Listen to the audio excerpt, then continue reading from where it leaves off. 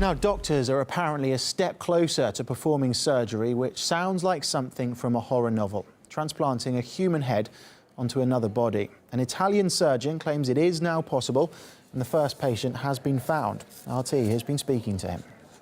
Valery Spiridonov was born with a rare genetic muscle wasting condition. People with this illness usually don't live for more than 20 years. But not only is Valery 30 years old now, he managed to get a higher education and works as a computer scientist for an IT company. But the biggest challenge of his life is still ahead. Valery is aiming to become the first human to undergo a body transplant surgery, attaching his head to a different body.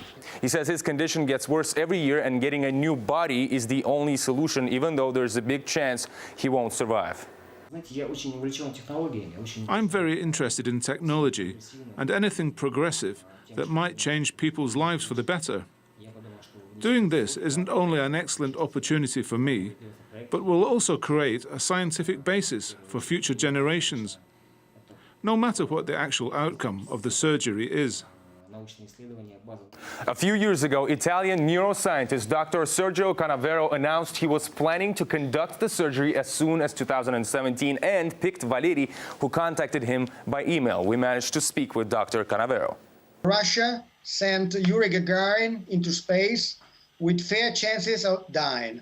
America sent Neil Armstrong to the moon with fair chances of dying.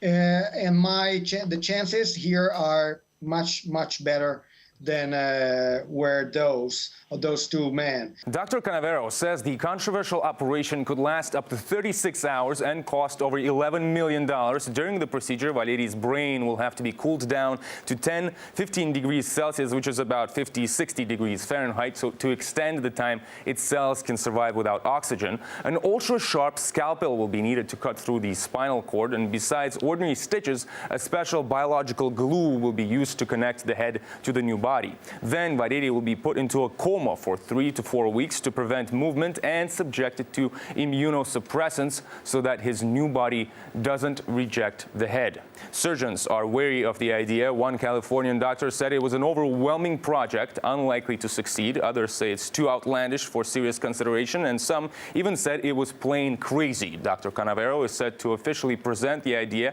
at an upcoming science convention, adding research in this field may help save the lives of people with severe illnesses across the whole world.